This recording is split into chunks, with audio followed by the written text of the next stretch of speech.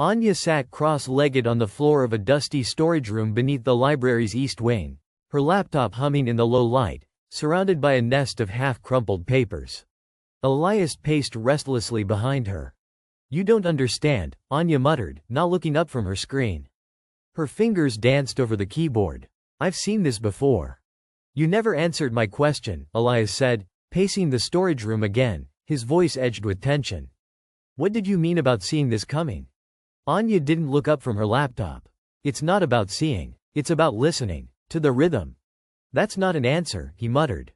She sighed. "You know how people talk about gut instincts?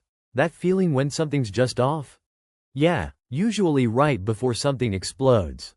"Exactly." She tapped a key, pulling up a jagged sequence of data. "For me, it's in the numbers. In the flow. Transit delays that recur seemingly random. Unusual power surges only on certain blocks. Fluctuations in public internet speeds in patterns so exact it's like someone's playing a song through the infrastructure." He stopped pacing. "So, what, you're a hacker?" Anya gave him a tired smile. "Not quite. I'm an urban systems consultant. City infrastructure hires me to fix logistical snags, traffic, transit, energy distribution. But that's the surface stuff. Beneath it, I track patterns that don't behave like natural system noise. They repeat. They build towards something. Like, the chandelier?" She nodded slowly. "That wasn't a structural failure. It was a stress signal, part of a much bigger pattern. I just didn't know what until that moment." She spun the laptop toward him. A glowing map lit up.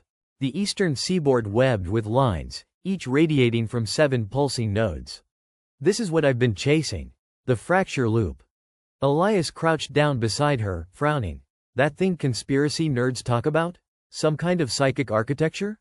"It's real," Anya said, pulling printouts from beside her.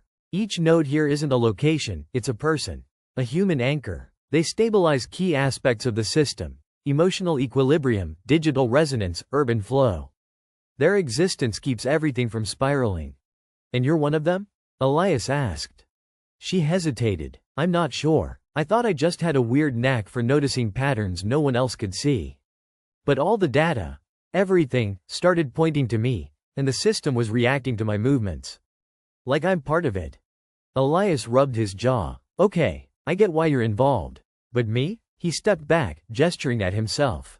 "Why the hell am I even in this room?" Anya looked up, surprised by the sharpness in his voice. "I'm not a node, right? I'm not an anchor or a digital tuning fork or whatever. So why pull me in?" She stood, eyes narrowing thoughtfully. "You think it was me that pulled you in? You sent that encrypted message. You left a trail of data.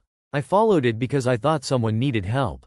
And now you're saying I'm in the middle of some collapse the universe scenario?" Her voice softened. "I didn't send it." Elias blinked. "What?"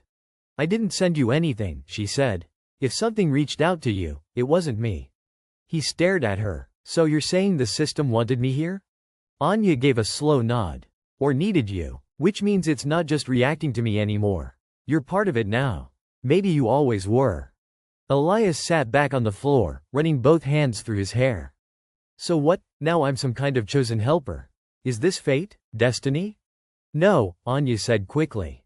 "I don't believe in fate. I believe in patterns. You followed a thread because something inside you sensed it.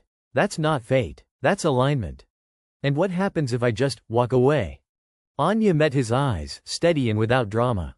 "Then the thread breaks. The node fractures. We lose the signal, and the rest of the system loses its chance to realign." Silence sat heavy for a moment, broken only by the quiet hum of the laptop fan. Elias exhaled sharply, then let out a laugh that didn't sound amused. "I'm just a regular guy. I'm not a savior." "No one is," she said. "But maybe that's the point. The system doesn't need heroes. It needs constants." They looked at the screen. The map's pulses were quicker now, like a heart beginning to panic. Anya zipped her bag and stood. "We have 77 hours before the next pulse. That's when the second node fails. If that happens, we lose our triangulation to find the others." Elias rose, slower. "And then?" Anya looked out the small window, the city glittering under amber streetlights. "Then the pattern unravels." She met his eyes. "Listen, I read the note you found. It called you by name. You must be involved. You followed the numbers here, she said. So get your shock in order. Get over the whymes, and let's follow them forward. Or else, whoever sent you that warning may not be so happy. They shoved papers into her backpack and headed for the stairwell. And as they pushed through the emergency exit into the electric glow of the city night, neither of them noticed the faint hum in the air, the subtle vibration climbing through the pavement, the next rhythm preparing to break. The second node was already cracking. And time was ticking.